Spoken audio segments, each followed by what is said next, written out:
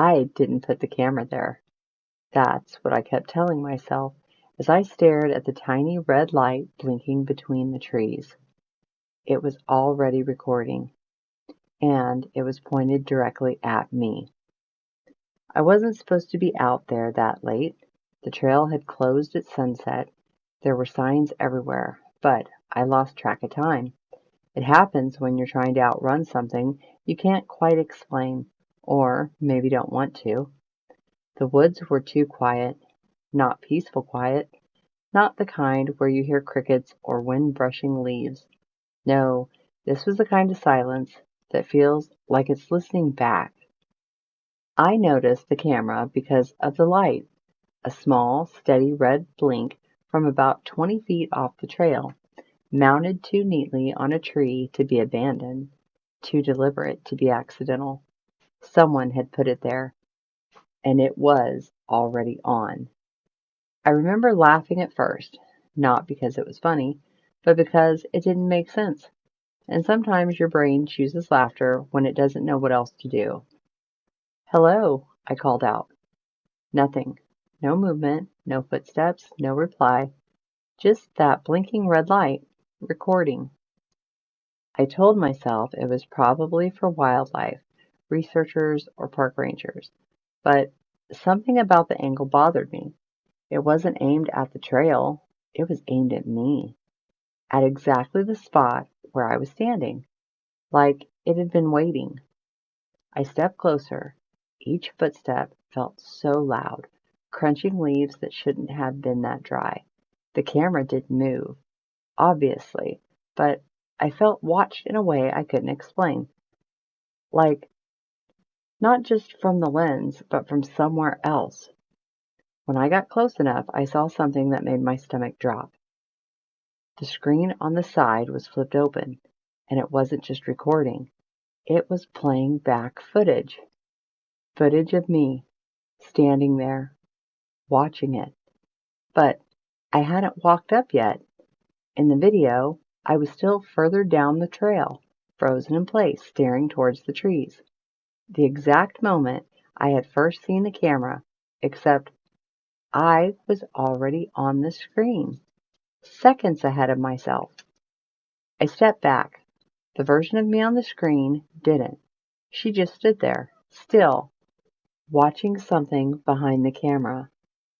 Slowly, she tilted her head, not at the lens, at something just off to the side, something I couldn't see. And then she smiled. I don't smile like that. Not like that. Her mouth stretched too wide, too slowly, like she was learning how.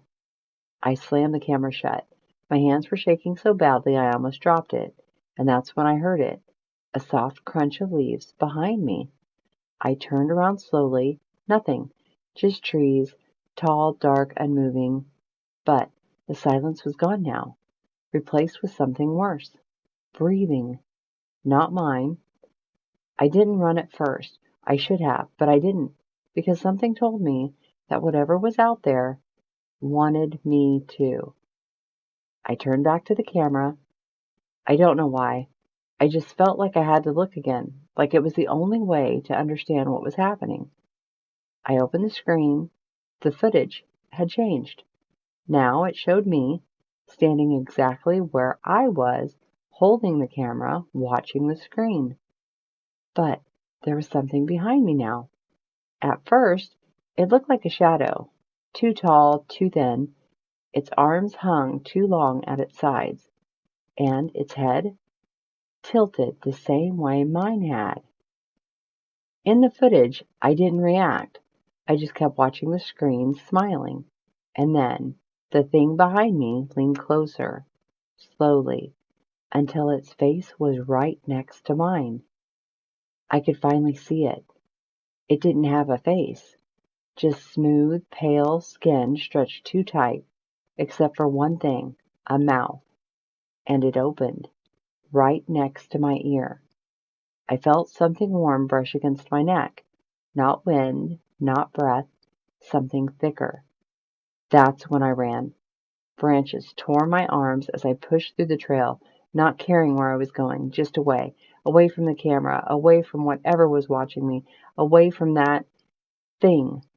But the deeper I went, the worse it got, because the trail didn't feel right anymore. It twisted, stretched, like it was leading me somewhere instead of out. And then I saw it again. Another camera. Same red blinking light, same position, mounted to a tree, pointed directly at me. I didn't stop this time. I just kept running. But then another, and another, and another.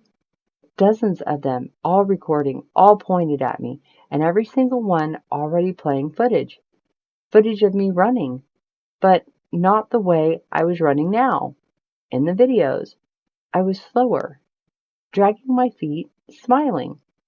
And behind me, that thing, getting closer. Each camera showed it a little nearer, a little clearer, until finally I passed one where it was right behind me, close enough to touch. I didn't check behind me after that. I didn't want to know if I'd caught up to the footage or if the footage had caught up to me. I just ran until I hit the road, until I saw headlights, until I collapsed where someone could see me. They said I was lucky. I must have gotten lost, panicked, imagined things. They went back to check. Of course they did.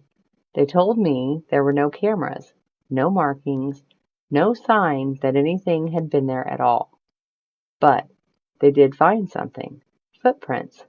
Mine, walking in circles for hours, stopping at trees, standing still, and then turning my head, as if I was listening to something right next to my ear. I don't go in the woods anymore. I don't even like looking at trees too long. But sometimes, late at night, I feel it again. That warm presence right behind me. And every once in a while, when my phone camera glitches for just a second, I see it, standing there, smiling, and getting closer. Thank you for listening. I hope you enjoyed tonight's story. Subscribe and turn on notifications so you don't miss out on the next scary story. And remember, it's just a story.